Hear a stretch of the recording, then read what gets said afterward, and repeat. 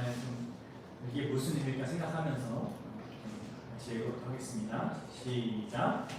아버지여, 내게 주신 자도 나 있는 곳에 나와 함께 있어 아버지께서 창세 전부터 나를 사랑하심으로 내게 주신 나의 영광을 그들로 보게 하시기를 원하옵나이다.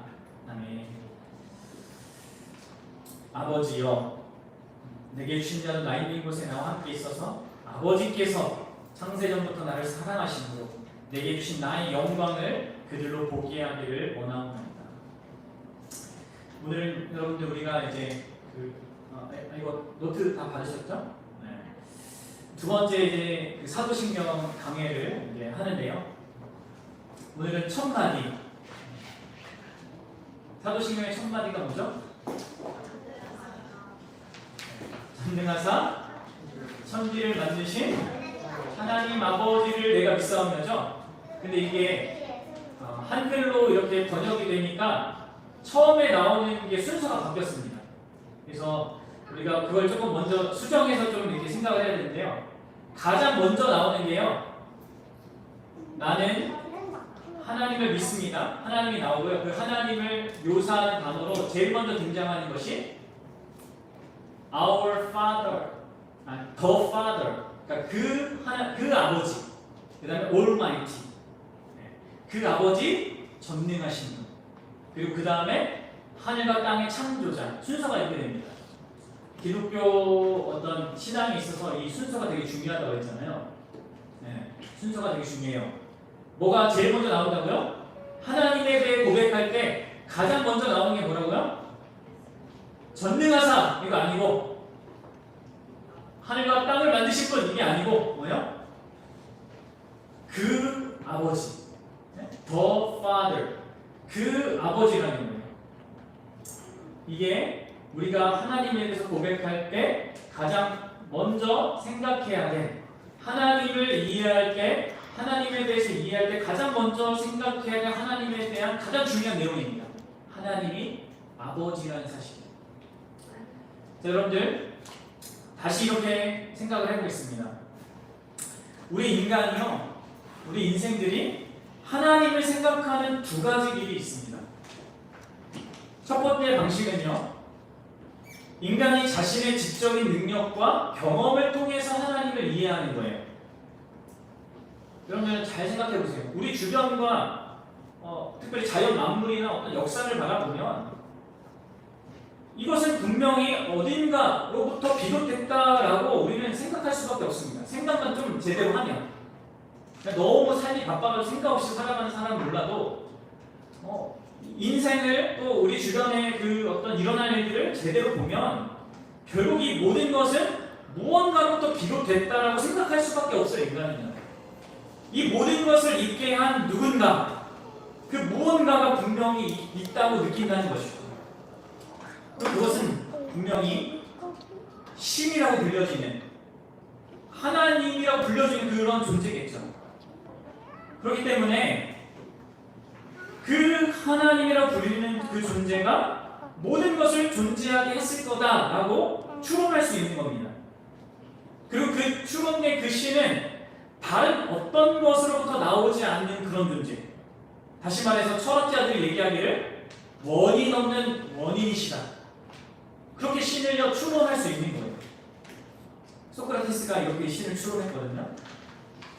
이런 관점에서요, 하나님에 대한 이해는 근본적으로 하나님이 그래도 정상적인 그 이성을 바탕으로 생각하고 경험을 바탕으로 추론하면 하나님에 대한 이해는 본질적으로 어떤 창조주로 이해하게 되는 거예요.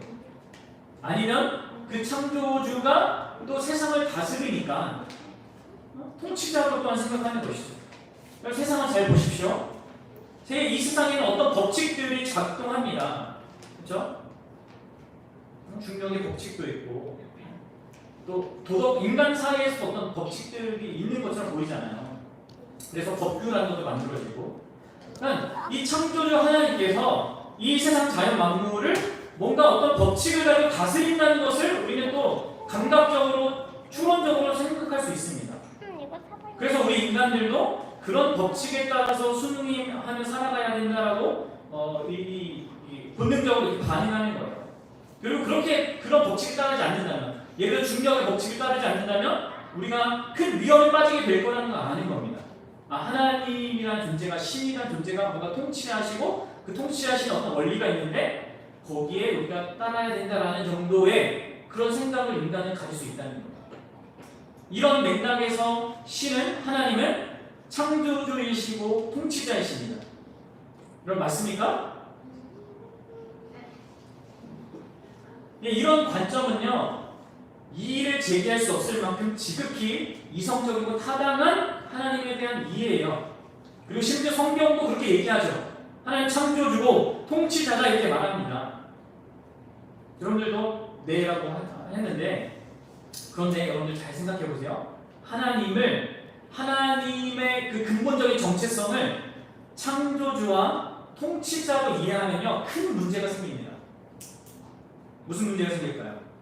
하나님을 창조주와 통치자로 이해하면요, 아주 큰 문제가 생깁니다. 그 문제가 뭘까요? 조금 어려울 수 있을 때지만 잘 생각해 보세요. 자, 하나님이 만약에 창조주고 통치자면 하나님이 하나님 되시기 위해서는 반드시 피조물이 필요한 거예요. 이해가 되세요? 그러니까 자신이 지금 이제 원래는 없었는데 만들어지고 다스려질 그 존재들에 대해서 불가피하게 의존하는 그런 정체성을 만든 거예요. 하나님이. 그러니까 이걸 달리냐면 피조물이 없다면 더 이상 하나님일 수가 없는 거예요. 그러니까 하나님의 근본적인 그 하나님의 정체성이 창조주이거나 통치자이면 그 창조물이 없을 땐 더 이상 하나님이 아닌 거죠. 그렇죠? 이해가 되세요? 게다가 하나님이 단순히 창조주이시고 통치자면 우리가 하나님과 맺는 그 관계는요, 마치 우리가 일상생활에서 교통경찰 대하는 것과 비슷해집니다. 우리가 신호를 위반해서 적발당하면 그런 우리가 한 그 죄에 대한 상응하는 처벌을 받아야 되겠죠. 만약에 경찰이 나를 보지 못하거나 추격전을 벌여서 용케 그 경찰을 따돌린다고 하더라도, 그래서 아무런 처벌을 받지 않게 되는 일이 있을 수 있다 하더라도요, 그 어떤 경우에도 우리는 그 경찰관을 나를 쫓아가다 포기한 그 경찰관에 대해서 뭐 이렇게 막 호의를 갖거나, 혹은 심지어 더 나아가 그 경찰관을 사랑하지는 않게 될 겁니다. 설령 그 경찰이 나를 붙잡아가지고 교통법규를 어긴 나를 관대하게 벌금 안 때리고 나와준다고 하더라도 고마워하겠지만 그 경찰관을 여전히 사랑하지는 않을 거란 말이에요. 여러분, 하나님이 단순히 그리고 본질적으로 정의로운 그런 통치자에 불과하다면, 그리고 구원이 당한 나를 죄짓고 한 죄의 형벌에서 풀어줘가지고 어떤 그 법을 잘 준수하는 그런 모범신 시민 정도로 되게 해주는 거라면 우리는 결코 하나님을 사랑하는 데 이르지 못합니다. 다시 말해서 하나님이 명령하신 것, 마음과 힘과 뜻을 다해서 내 하나님을 사랑하라 하는 말씀을 결코 지킬 수 없다는 거예요. 우리가 추론해서 이성적으로 판단해서 하나님에 대해서 갖는 그런 이해로는 아무리 좋은 것을 갖는다 하더라도 이 정도 수준밖에 하나님에 대해서 이해할 수가 없는 거죠. 근데 여러분들, 하나님에 대해 생각하는 또 다른 길이 있습니다. 그것은 바로 하나님의 아들이신 예수 그리스도를 통해서 그분을 생각하는 거예요. 그럼 잘 들어보세요. 보이니까 다 앉아서 자, 다시 말씀드립니다. 하나님을 생각하는 또 다른 길이며 가장 정확한 길이고 유일한 길입니다. 바르게 하나님을 알 수 있는 유일한 길. 그것은 바로 예수님을 통해서 하나님을 생각하는 거예요. 감사하게도 이것은 우리가 경험과 이성으로 추론해내는 그 하나님과 전혀 다른 종류의 하나님에게 우리를 이르게 합니다. 지난 시간 우리가 다룬 대로 여러분 퀴즈를 내보겠습니다. 우리가 이렇게 세세히 살피고 있는 사도신경의 가장 핵심적인 특징 중에 하나가 뭐라고 했죠? 가장 중요한 특징은 세 가지 특징 중에 가장 핵심적인 특징이 뭐라고 했어요? 이러시면 어떡합니까? 네. 가장 중요한 특징이 예수 그리스도에 대한 내용이 절반 이상을 차지한다는 거잖아요. 예수님에 대한 내용이 제일 많아요. 그리고 그 예수님에 대한 가장 첫 번째 설명이 뭡니까? 사도신경에서 뭐라고 하고 있어요? 주님 가서 천주께서 하나님 아버지를 의지하며 그의 외아들. 예수님을 가리키는 가장 첫 번째 그 묘사가 그의 외아들입니다. 그가 누구겠어요? 앞에서 등장한 하나님의 아들이라는 거죠. 자, 바로 예수님이 하나님의 아들이라는 그 사실이 우리가 하나님을 이해하는 가장 정확한 방식입니다. 예수님이 아들이라는 그 말에는 예수님에게 아버지가 있다는 그런 이야기겠죠. 근데 예수님이 이렇게 얘기하셨습니다. 요한복음 14장 6절에서 잘 들어보세요. 예수께서 이르시되 내가 곧 길이요 진리요 생명이니 나로 말미암지 않고는 아버지께로 올 자가 없느니라. 아버지께로 올 자가 없느니라. 사랑하는 여러분, 예수님은 하나님을 무엇이라 계시합니까? 창조주이고 통치자로 계시한 것이 아니라 예수님이 알게 해주신 하나님은 아버지인 거예요. 아버지. 그리고 이렇게 예수님만이 참 하나님에게 이르는 아버지로 자신을 계시하고 아버지로 본질적으로 아버지이신 그 하나님을 만나는 유일한 그리고 밝은 길입니다. 그러면 이 사실을 잘 이해하기 위해서 우리는요, 하나님께서 이 세상을 창조하기 전에 뭘 하고 있었는지 생각해 봐야 합니다. 우리 세상 창조하기 전에 있었던 일을 우리가 어떻게 생각해 볼 수 있냐? 너무 지나친 상상이 아닌가? 이렇게 생각할지 모르겠지만 성경이 예수님이 우리가 알려주신 게 내용이 있어요. 자, 그것이 오늘 우리가 읽었던 그 본문 말씀이에요. 요한복음 17장 24절. 다시 한번 읽어보세요. 같이 읽어봅시다. 시작. 아버지여 내게 주신 자도 나 있는 곳에 나와 함께 있어 아버지께서 창세 전부터 나를 사랑하신다. 여러분들 지금 하나님 아버지께서 창세 전부터 하시고 계신 일이 있다라고 지금 얘기하죠. 그것은 무엇입니까? 사랑하고 계셨다는 거예요. 이 세상을 창조하고 이 세상을 통치하기도 전에 하나님은 영원 전부터 자기 아들을 사랑하는 하나님 아버지였다는 거예요. 이것이 여러분들 기독교가 말하는 하나님에 대한 가장 근본적인 사실입니다. 세상의 다른 종교는 전혀 상상할 수도 없고 생각해낼 수 없는 하나님에 대한 가장 중요한 사실이에요. 하나님이란 존재는 어떤 무시무시한 능력이나 힘이나 에너지나 세상을 통치하는 그런 엄청난 어떤 그런 존재로서가 아니라 심지어 우주 경찰도 아니라 하나님은 아버지라는 거예요. 그럼 예수님이 우리에게 가르쳐주신 기도, 우리가 아까 고백했던 그 기도에도 하나님을 뭐라고 합니까? 하늘에 계신 우리의 아버지. 그렇게 가르치신 거예요. 바울과 베드로도 하나님을 이렇게 얘기합니다. 하나님 곧 우리 주 예수 그리스도의 아버지. 그리고 히브리서 기자도 이렇게 얘기합니다. 하나님이 아들과 같이 너희를 대우하시나니. 사랑하는 여러분, 하나님이요 만물이 있기 전부터 이미 그분은 아버지셨습니다. 하나님은 원래부터 아버지셨고 처음부터 아버지시며 마지막까지 아버지이신 거예요. 그리고 그분이 하는 모든 일은 아버지로서 하십니다. 아버지로서 창조하시고 아버지로서 다스리시고 아버지로서 구원하시고 아버지로서 모든 일을 완성하시는 겁니다. 물론 여러분들 아버지 하면은 일단 우리한테 좀 거둬야 될 그런 경험들과 그런 우리 인식들이 있죠. 우리가 가정에서 만났던 구성아 뒤로 가서 앉아. 가정에서 경험하거나 다른 주변의 사람들을 통해서 본 나쁜 아버지 상에 대한 그런 인식이 우리에게 박혀서 이런 아버지다라는 부분들이 어떤 사람에게는 좀 부담스럽고 뭔가 안 좋은 것으로 이렇게 올 수 있겠지만 성경을 통해서 참 아버지, 참 하나님을 보면요, 우리의 생각이 많이 달라졌던 거예요. 여러분들, 하나님이요 이 세상 만물을 다스리는 방식은 다정하고 사랑이 넘치는 방식입니다. 여러분들은 이 사실을 알고 있습니까? 우리 삶에 일어나는 모든 일들, 하나님의 모든 섭리는 하나님의 아버지로서 우리에게 행하는 겁니다. 그리고 우리가 하나님을 아버지로 이해할 때 우리가 지금 당장 이해할 수 없는 어떤 현실들, 하나님의 섭리라고 부를 수 있는 그런 다양한 현실들을 기뻐하고 감사할 수 있게 되는 거예요.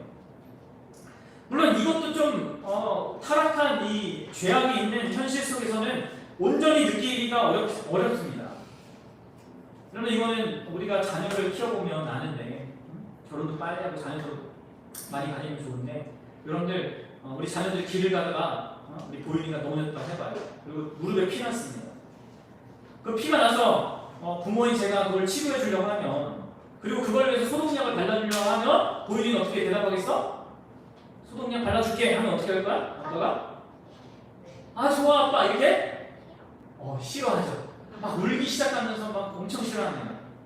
그러나 결국 보일이를 붙잡고 약을 막 비명을 지르는데 약을 발라주고야 마는 거예요. 그렇죠?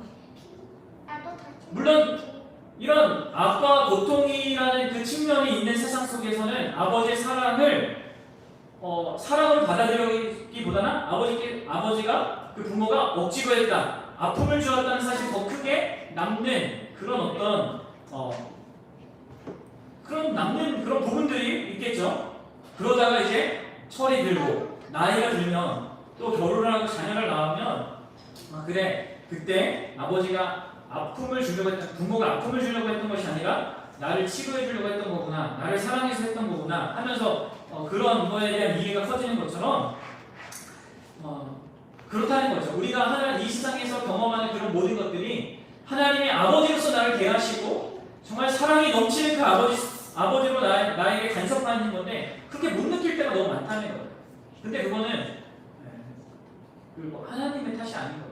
죄이고 악의 현실이 존재하는 이 세상의 현실 때문인 거죠. 그럼 여러분들, 하나님이 아버지라는 그 말이, 하나님이 예수님을 통해서 우리가 만나는 그 하나님이 아버지라고 이렇게 계시되었는데, 성경이 그렇게 계시하는데, 그 아버지라는 그 말의 의미가 도대체 무엇일까요? 그 무엇이겠습니까? 그분이 정말 실제로 정말로 아버지라는 거예요. 그리고 아버지는 어떤 존재냐? 아버지는 생명을 주는 존재입니다. 다시 말해서 아버지는 자녀를 낳는 존재입니다. 이런 하나님에 대한 이해, 우리가 상상도 못하는 거죠. 그리고 이렇게 예수님을 통해서 만나는 하나님은 우리가 경험과 이성으로 만들어낸 하나님에 대한 이해와 그 개념들을 산산조각내는 다이나마이트와 같아요. 여러분, 만물이 존재하기 전부터 하나님이 영원토록 아버지이시라면 하나님은 본질적으로 생명을 주는 존재이고 본질적으로 어떤 관계를 맺는 존재입니다. 그리고 대상이 있는 존재라는 거죠. 대상이 있는 존재. 다시 말해서 하나님이 아버지라는 말은 곧 사랑하고 생명을 주시며 또 성자를 낳으신다는 것을 말해주는 거예요. 하나님이 성자를 낳으세요. 여러분, 여기서 낳았다는 것을 시간 개념으로 이해하거나 우리가 현실에서 경험하는 것을 생각하면 안 돼요. 그것을 빗대어서 생각해봐야 합니다. 시간 전에 있었던 영원이라는 맥락 속에서 있는 일이기 때문에 다만 우리에게 이해하기 쉽게 그런 지금 나타난 개념으로 설명되고 있는 거예요. 그러나 분명한 것은 하나님이 아버지시기 때문에 분명히 아들이 있다는 것이고, 또 하나님이 아버지시기 때문에 아들을 사랑하는 또한 아버지라는 거예요. 이것이요 하나님의 근원적인 정체성입니다. 그래서 여러분들, 성경이 우리가 그 세가족반 그 모임에서 배웠다시피 하나님은 사랑이다 라는 그 말이 다만 우리를 사랑한다는 그런 맥락이 아니라, 그게 중심 내용이 아니라 그런 의미도 포함하지만 근본적으로 하나님이 성부로서, 아버지로서 아들이신 성자를 사랑하는 존재라는 것을 말하는 거라는 거죠. 사랑은 그 그분이 가지신 많은 감정 중에 하나가 아닙니다. 그분 자체가 사랑이에요. 그분은 사랑하지 않을 수 없는 그런 존재입니다. 그리고 그 사랑의 대상은 바로 하나님의 아들이신 곧 예수 그리스도라는 거죠. 그래서 오늘 본문에 이 이야기를 하는 거예요. 17장 24절에 아버지여 내게 주신 자도 나 있는 곳에 나와 함께 있어 아버지께서 창세 전부터 나를 사랑하심으로 내게 주신 나의 영광을 그들로 보게 하기를 원합니다. 창세 전부터 아버지 하나님은 아들을 사랑하셨습니다. 그리고 성자 역시 창세 전부터 성부의 사랑받는 아들이었습니다. 성자는 영원한 아들이에요. 성부가 영원한 아버지인 것처럼 성자는 영원한 아들입니다. 아들이 존재하지 않은 때는 없었습니다. 아들이, 잘 보세요. 아들이 없었다면 하나님의 아버지가 아닌 때가 있었다는 것인데, 그렇다면 하나님은 사랑할 대상이 없었던 그런 외로운 존재였단 말이죠. 또 그 말은 곧 하나님은 사랑이 아니다라는 얘기예요. 그럴 수는 없는 거죠. 아버지도 영원히 계셨고 아들도 영원히 계셨습니다. 아버지는 아들을, 성자를 영원토록 사랑하고 기뻐하십니다. 그래서 요한복음 3장 35절에 이렇게 얘기합니다. 아버지께서 아들을 사랑하사 만물을 다 그의 손에 주셨습니다. 또 성자도 역시 성부를 영원토록 사랑하십니다. 요한복음 14장 31절에서 이렇게 얘기해요. 오직 내가 아버지를 사랑하는 것과 아버지께서 명하신 대로 행하시는 것을 세상이 알게 하려 함이로다. 두 분이 서로 사랑하는 그런 영원한 관계 속에 계셨던 것입니다. 그런데 여러분들 주로 성경은 성부가 성자를 사랑한다라는 표현이 더 많습니다. 그 말은 성부가 그 사랑의 중심에 계시다는 것을 얘기하는 거예요. 그리고 성자는 그 하나님으로부터 영원한 사랑을 받아서 하나님께 사랑으로 응답합니다. 하나님을 사랑해서 하나님께 기쁘게 순종합니다. 이런 하나님과 아들의 그 관계성이요, 바로 예수님과 우리의 관계에서 나타나는 거예요. 그리스도께서 먼저 교회인 우리를 사랑하셔서 우리 교회가 또한 예수님을 사랑하게 되는 것처럼 이 순서가 계속 이어지는 거죠. 하나님 아버지가 예수님을 사랑하시는 거고, 그 순서대로 또 사랑해서 예수님이 하나님께 반응하는 것처럼 예수님이 교회를 사랑하셔서 교회는 또한 교회를 사랑하는 예수님께 반응하는 이런 관계가 만들어지는 겁니다. 그리고 이러한 양상은요, 가정으로 확장되어서, 우리 남편들 잘 들으세요. 가정으로 확장되어서 남편이 예수님처럼 아내를 한없이 사랑하는 게 먼저 있는 거고, 여기서도 순서가 중요합니다. 그리고 아내는 그 사랑에 반응해서 남편의 사랑에 응답하는 겁니다. 이런 일이 하나님의 그 영원전부터 계신 그 관계성이 교회를 통하여서 그것이 다시금 회복되어지고 드러나고 또 가정에서 그렇게 드러나도록 이렇게 나타나도록 하나님이 하신 거예요. 여러분, 여기에서 오늘 본문에 우리가 다룰 내용의 그 주요 내용은 아니지만, 보성이 가만히 앉아 있으세요. 성령님의 역할이 여기서 조금 이제 우리가 생각이 듣지 않습니까? 그럼 성령님의 역할은 무엇입니까? 여러분, 사도신경 세 번째 믿음의 고백인 성령 하나님에 대한 고백을 한번 생각해 보세요. 성령님을 여러분 영어로 하면 뭐라고 합니까? Holy Spirit이라 하죠. 거룩한 영이라고 합니다. 여기서 거룩하다라는 것을 우리가 상당히 왜곡된 개념으로 이해하고 있습니다. 이해하고 있을 텐데요. 뭔가 부담스럽고 다가갈 수 없고 뭔가 뒷짐지고 뭔가 어미를 나타내는 것처럼 그런 식의 이제 거룩의 개념을 갖고 있지만, 성경이 얘기하는 거룩은, 좀 잘 들으세요. 성경이 얘기하는 거룩은 근본적으로 사랑과 관련되어 있습니다. 거룩은 사랑하는 거예요. 사랑하는 게 거룩한 거예요. 그러니까 성령님의 주된 역할이 뭐 하는 것이라는 겁니까? 사랑의 영이라는 거죠. 그분이 거룩한 영이라는 것은 뭐 사랑의 영이라는 거예요. 그리고 간단하게 얘기하면 성부 하나님은 성령 하나님을 통해 성자 하나님을 향한 사랑과 기쁨을 선포하시는 거예요. 자, 우리도 성령 하나님의 도우심으로 하나님의 사랑을 알게 되거든요. 말씀에 드러난 그 예수 그리스도라는 그 계시된 하나님에 대한 이해를 통하여서 하나님의 사랑을 알게 되는 건데 그게 성령님이 도와주셔도 되는 거란 말이에요. 마찬가지로 성부와 성자 사이에서 서로 사랑을 하게 어떻게 하시냐면 이 두 분이 성령을 통해서 하시는 거예요. 이게 성령의 교통하시는 거예요. 성령으로 말미암아 성부는 성자를 사랑하시고 또 성자는 성부를 기뻐합니다. 성령은 성부의 사랑을 성자에게 알게 하시고 이로 말미암아 성자는 성부를 아빠 아버지라 부르게 하시는 것이죠. 그리고 이러한 일을 성령 하나님은 동일하게 우리 안에 일어나게 하시는 거예요. 사랑하는 여러분, 결론적으로 이렇게 정리를 해봅시다. 우리 하나님 아버지는 영원전부터 그 아버지이십니다. 우리의 일상에서 우리의 인생에서 경험했던 우리의 육신의 아버지가 보여주고 있는 그들이 진짜 우리의 영원한 아버지가 아니라 우리 육신의 아버지가 진짜 영원한 나의 아버지가 아니라 그 우리의 육신의 아버지는 진짜 아버지가 우리에게 있다는 것을 보여주는 손가락이에요. 화살표라고.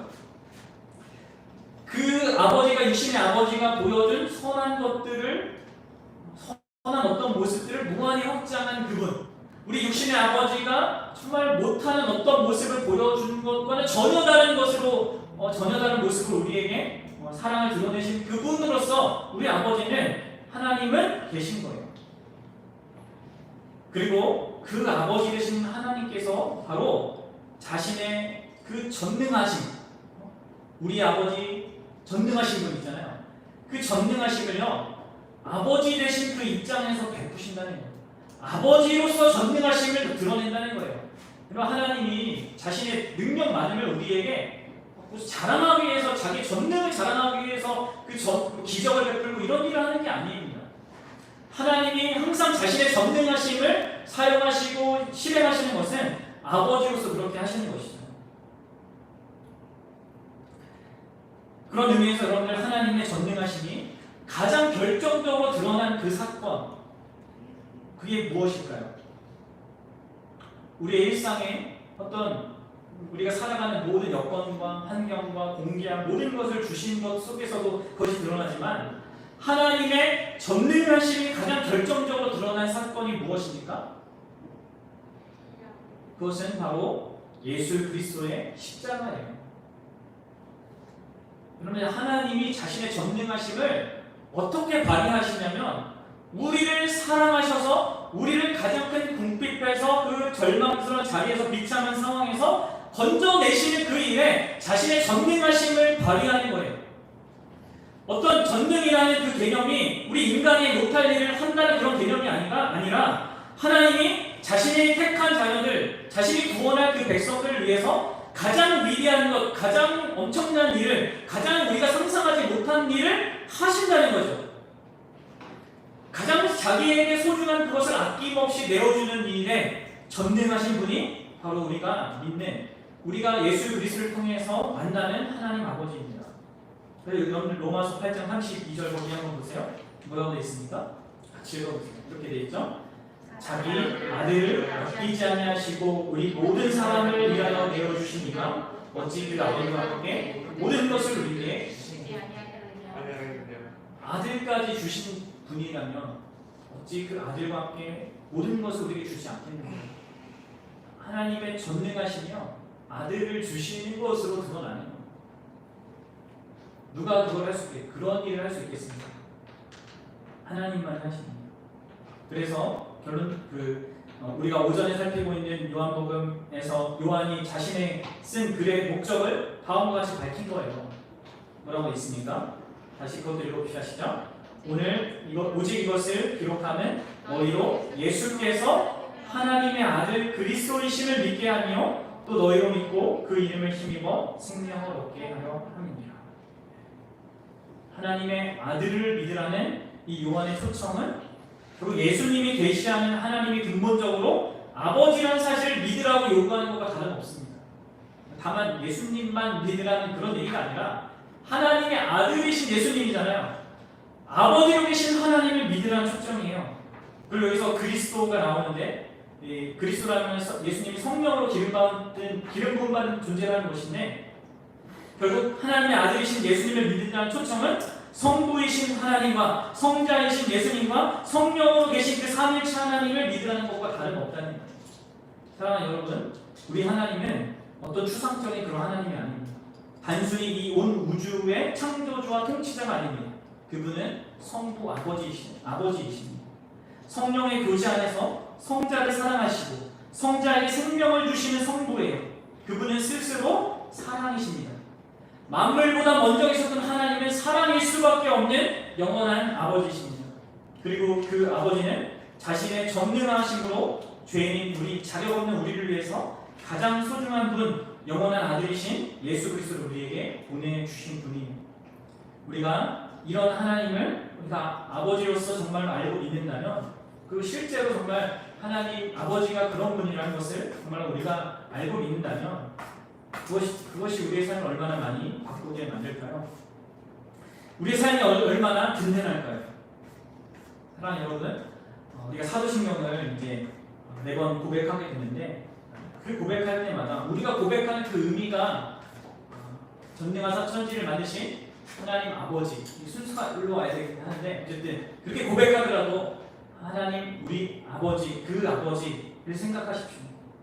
그 아버지가 어떤 아버지신지, 예수 그리스도께서 보여주신 그 아버지로서, 사랑으로 계신 그 아버지로서, 또 자신의 전능함을 자신의 자녀를 위하여서, 택한 자들을 위하여서 엄청난 그 자기 아들을 주시는 그 놀라운 은혜로 말미암아 불가능한 자들을 영원한 생명과 구원으로, 또 참된 영광으로 나아가게 하시는, 그런데 전능하심을 사용하시는 그런 아버지로 계시다는 것. 그래서 우리의 인생이 너무나 든든하고, 그래서 우리의 인생이 너무나 안전하고, 그래서 우리의 미래가 너무나 소망될 수 있는 그런 아버지를 우리가 믿고 있고, 그런 아버지를 예수 그리스도를 통하여서 그 아버지와 관계를 맺으며 살아가고 있는 것입니다. 사랑하는 여러분들, 이렇게 정말 이런 성경이 계시하는 정말 바른 길, 예수님이 계시하는 하나님을 만나는 그 바른 길을 따라서 이 성부 하나님을 더 풍성하게 알고, 그로 말미암아 우리의 삶이 정말로 복되게 변화되고 생기 있는 삶이 되기를 주님의 이름으로 간절히 소망합니다. 우리 같이 기도하겠습니다. 말씀을 생각하면서 좀 같이 기도할게요. 우리가 하나님을 어떻게